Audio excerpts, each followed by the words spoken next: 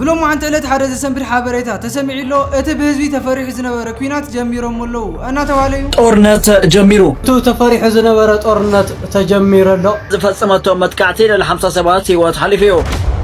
ነዚ ሲዕቡን መንገድ አየር ኢትዮጵያ በረራታት አቋሪጽሎ እና ተባለዩ የኢትዮጵያ አየር መንገድ አስቸኳይ ተባለ ጥብቅ መግለጫ ወጥቷል። መዘዙ ለኢትዮጵያም ተርፏል። እጅግ አስፈሪ ነው። ነገሮች ወደኛ ሀገርም ቀረብ ብለዋል። መንግስት ኢትዮጵያ እዚ ጸልማት እዚ ተጠቂሙ ኣብ ልዕሊ ትግራይ ሓቀርቀር ክኸውን ይኽእል እዩ። ስለዚ መንግስትናን ሰራዊትናን እዚ ድሉ ክትኾን ኣለኩም። ብዛዕባ እዚ ብሰፊሑ ሓቢርና ክንሪና ኣብ ከተማ መቐለ ድማ ኣብ ልዕሊ ዛደዝያ ዝሕዝን ተግባር ፈፂሞም ኣለዉ እናተባሃለ እዩ። ብጣዕሚ ልገርም በቃ ቀራራ ፀሓይ ልክትዎም እዮም ገይሮም እንታይ ዝብል ሓቢርና ክንሪና ኣብ ሞጎ ቲክቶከራት ሸላን ሚክንውን ባእሲ ተፈጢሩ እናተባሃለ እዩ። እዋይ ጉድ ኣታሰሚዕኩም ዲኹም ቦክሽን ሒዞም ኣለዉ ክጓሰጡ ገለ ማለት እዩ ን15,000 መንሰዓር ዶላር 15,000 ዶላር ማለት እዩ። ሕዚ ድሕሪ ዝተወሰነ ሰዓት ኮኮ ወፂእካ ኣብ ገዛ በረራኒ ንቒት ጀላ ንላዕሊ ትበል ማዕሪኻይ ትኽ ብዛዕባ እዚኦም ካልኦትን ሓቢርና ክንሪና ንዓኹም ከስዑን ከዘናግዑን ዝኽእሉ ደስ በሃልቲ ቪድዮታት እውን እኒአውና ሓቢርና ከነዘናግዕ ኢና ክሳብ ናይዚ መወዳእታ ምሳና ፅንሑ።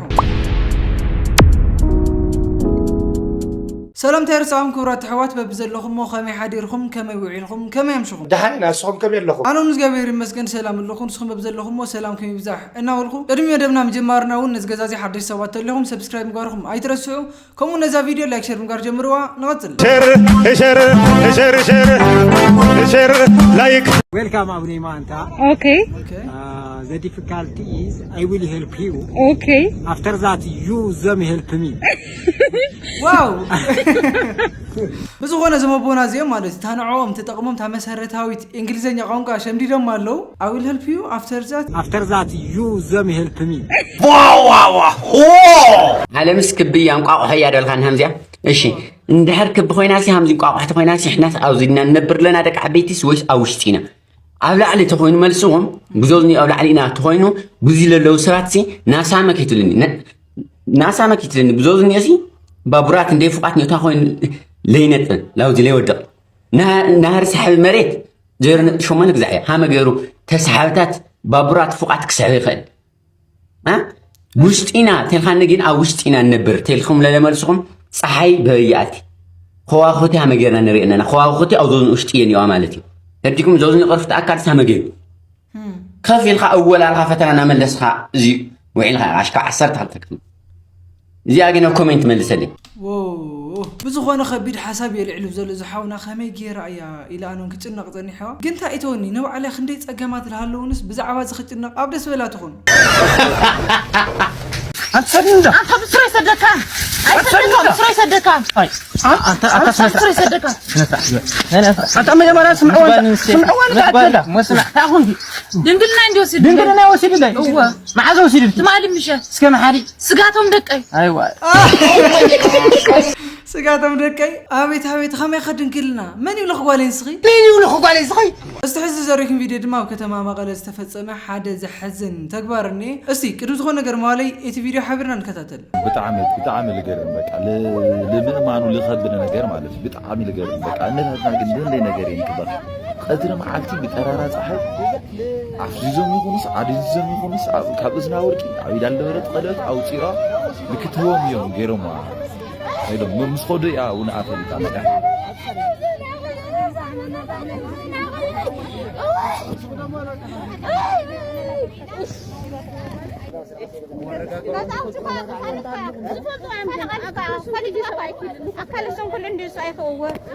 بزغنا خبرات تعذبتهم تسمعكم وي بتعمي زحزن نزادينا زحيزاتو زنورت ورقن كابي داون قالوا توصيهم وسيدهم لا يزولنا زلو بتعمي زحزن نغاري بزغنا تنكم تزغبرو اكلات كفلوطاتهم غنتهم لا يصدق اكلات مالتي كاب نزوم سرقت زيهم زحزو نتتسرح سب انداتاغاغول خا نعو مرباش يزقلو منبر اتم تدغاغامهم زي عينت جبن زفصمو خمسي زسرقو سي فلوطاتهم تدغاغامو نيتحازيهم كابنهم سغمتي ايو سدم بقليل يوم زفتحو بخموني او عدنا سراقي زبزح زلو سلازي دما كلكم ناي ፀጥታ ኣካላት በዘጋጣሚ እዚ ማለት እዩ እቲ ገበን ክፍጽም ዝተረኸበ ሰብ እቲ ዝሰርቕ ሰብ ንምንታይ ኣኹም ዘየዳግም ስጉምቲ ዘይተወስድሉ ንምንታይ ስርቂ ተተባብዑ ብዝኾነ ዛ ነገር እዚኣ ኩልና ህዲኢልና ክንሓስበላ እዩ ዝግባእ ምክንያቱ ሎማዓንቲ ኣነ የተሰረኩን ኣነ ምንም ይኹንኩን ኢልና ሲልና ሸለልና ክንሓልፋ የብልን ቀፂሉ ናብ ኣዴና ወይ ናብ ኣሕዋትና እዩ ክመፅእ ስለዚ ኩልና ነዞም ዲያብ እዚኦም ናብ ሕጊ እናቃላዕና እቲ ዝግብኦም ስጉምቲ ክሳዕ ዝወስዱ እውን ክንቃለስ እዩ ዝግባእ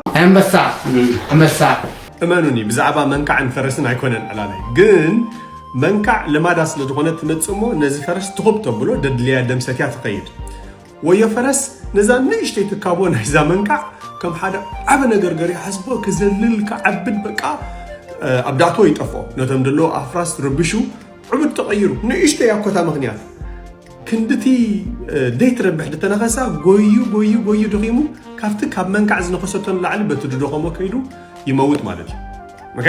ሕጂ እዚ ኢሞሽናል ኦቨርሎድ ይበሃል እታ መንካዕ ተድልያ ወሲዳላ ንሳ ከዓ ንግፍ ኣቢልዋ ክኸይድ ክእል ነይሩ እዩ ዘምውት ኣይነበሮን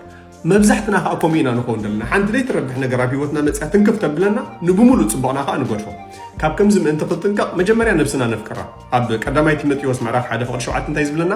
ናይ ፍቕርን ሓይልን መንፈስ ገድፈልኩም ኣለኹ ካብዚ ክንጋላገል ድሕር ኮይና ልቢ ኣምላኽ ዳዊት ድማ ቢ ስቲል ኖ ዳት ኣም ጋድ ኢልና ኣሎ ኣብ 46:10 እሽኹራት ተዓዘብቲ ተሓውና ዝበለና ሰሚዕኹም ኣለኹም ትምህርቲ ወሲድኩም ላ ክትኾኑ ተስፋ ይገብር ኩሉ ግዜ በቲ ዘይረብሕ ነገር በቲ ንእሽተይ ነገር እንዳተሻቐልና ነብስና ኣይንጉዳ ዝዓይነቱ መልእኽቲ የመሓላልፍ ዘሎ ኣነ ብወገነይ ተቐቢለ ኣለኹ ዘረባ ኣስሚራላ ኣለኹ ዛ ዝበልካያ ዘረባ ሰበይቲ ኻሲ ይብል ወርቂ ተኸዲና ጽቡቕ ጌራስ ደገ ትኾድ ካብኡ ትወርቃ ተኸዲና ምስ ኣበለ ደገ ሰብ ምስ ተረኣየት ገዛ እቱ ምስ ፈልጥ እታ ወርቂ ንሓደ ሰዓት እኳ ይትገብራል ኣውፅእ ተብሎ ክዳና ተውፅያ እዛ ብጃማ ጌራ ኮፍ ትበልብ ቅድሚኻ ንሰብኣያ እቲ ብጃማ እያ ትገብረሉ ኣብ ደገ ግን ወርቂ ጌራ ፀቢቓ እያ ወፅያ ንምንታይ ከምኡ ይመስለካ ይብል እዚ ንሰብኣይ ይልወቕሶ ዮሃንስ እንታይ ይብል كتصبقي سللي تبلا أمسجنا خيا سللي تفلت نافت لمسجنا ملك حيزات خد مسجنا مسرخبت ما حارسون دجنا كتصبقي ولا كتصبقي خيبلا أو جرات تدخل سواء أجل مسجنا سللي لا بتل لما دنجر أو صبيلا خمسة لا مدة تخن سوي تخت مسجنا كادر تدلي ناتو ورك إيوي تخدان أو وش تجزخ تجورة تدلي مرة عليه خناس ندقس نوش تجورة تدلي ملك أمسجنا وعند حر مقولنا عند السلو خير سايما إلى سمن تقولنا سمن تقولنا يا مالك كير تكبريها أوكي ساي ذات حزي أفوتي وهذه لا قصد دقاق من الخير سو خدانون مسجانون لما أنت صبح خدان تخلي ثيلوا تشوفون كلاك تجزي يا خم سو نمتى تتشقى كير يتكبرن تون أفخون مسجانا يوصل سستاي جرا مسجانا عند حر كير اللي يكبر خينه أنا فتنا مسكنا خيره خرائية كأوتن ورق قميطة ناو خشنات البجامة أخ عجرة تقديرات صنحك زي كما يخلط له يوحنس أفورك نتودي له قص أمس قلنا مو ترين يا خا أنا أي توقصنني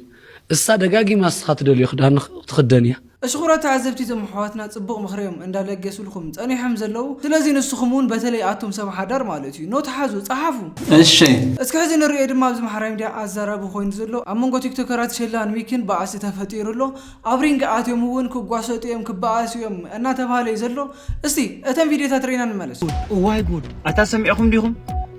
أنا زعلكم كما دي سمعكم نفسكم كم يجركم كسمعوا زيوم تيود الله ما بالعلي ميكود ما قدش الله ودم عليها بوكشين حزمالو فقاسو طقله مالتي نا 15000 من سعر دولار 15000 دولار مالتي سويز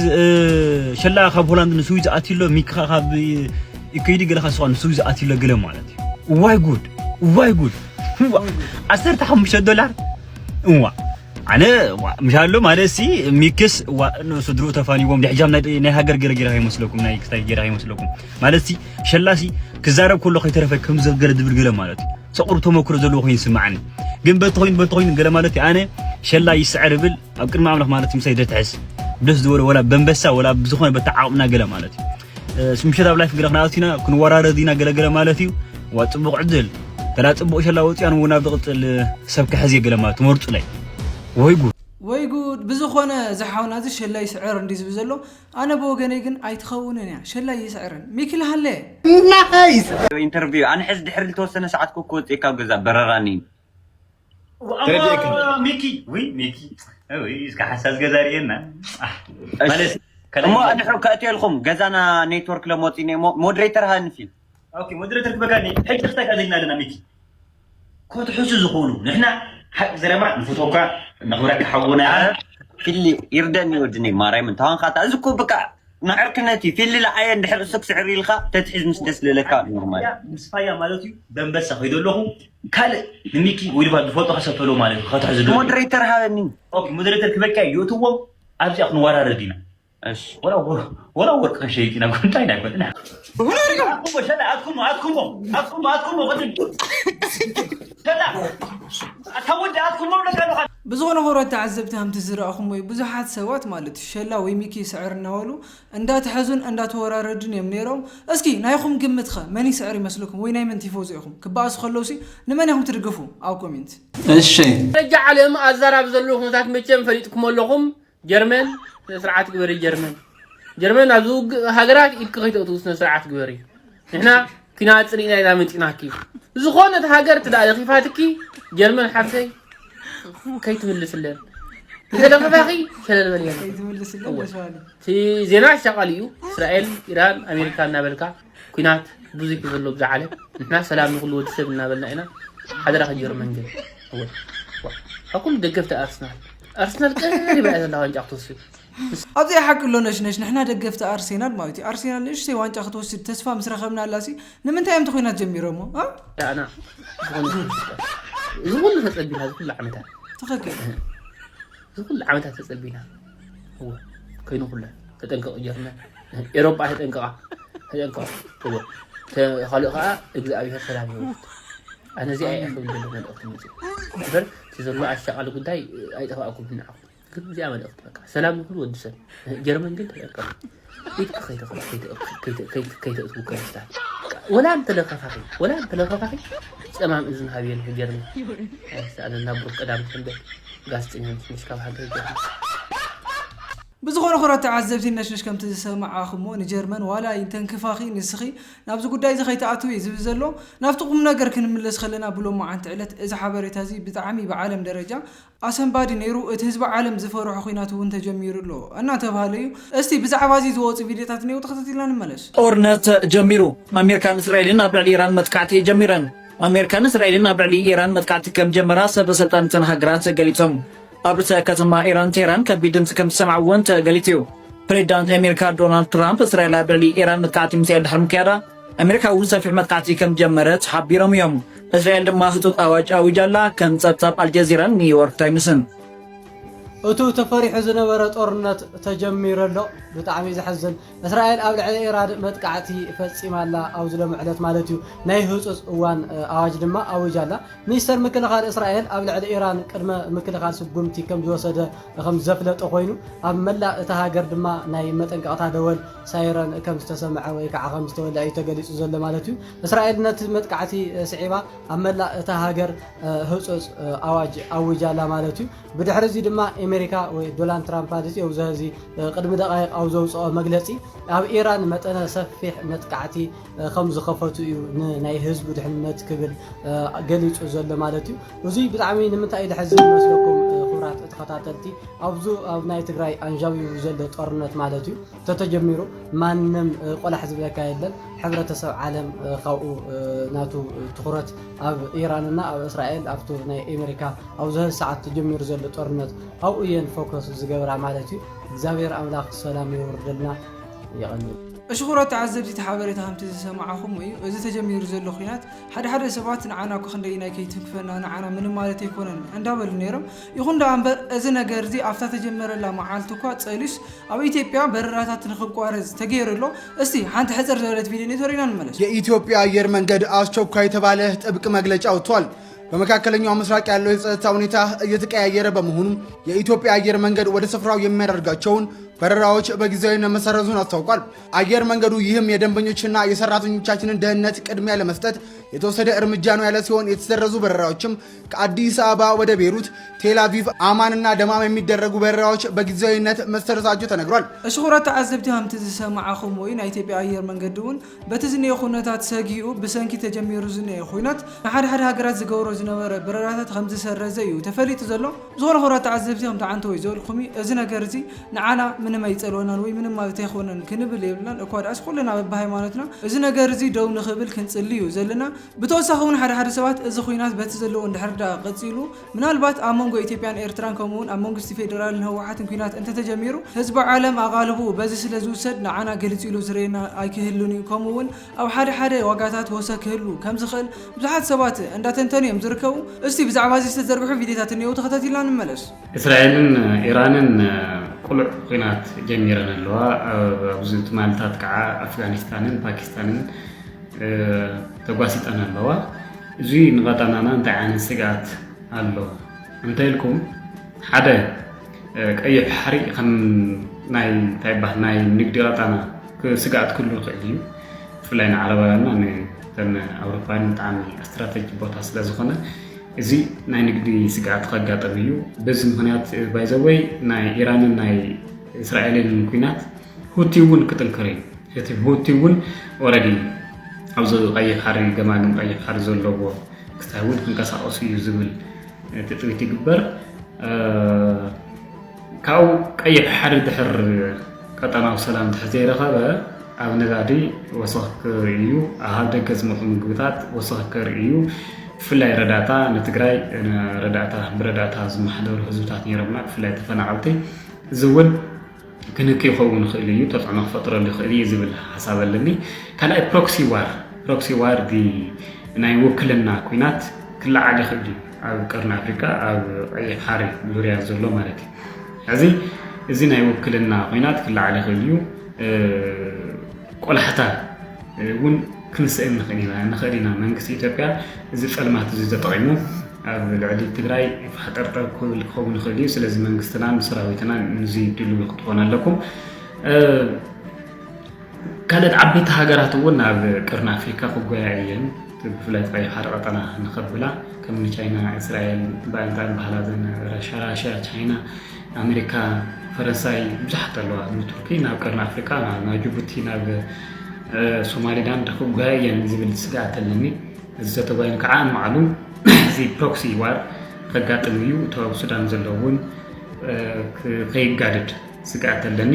ስለዚ ንዝዩ ንዳለው ኩልኩም ደሊቕም የለ ሰላም ክብራት ተኸታተልቲ ገዛ ኣስሓቅ ኣብ ኢራን ዝተወልዐ ኩናት ማለት እዩ ድሮ ተለሓሒኹ ናብ 5 ሃገራት ክስካዕ ሕዚ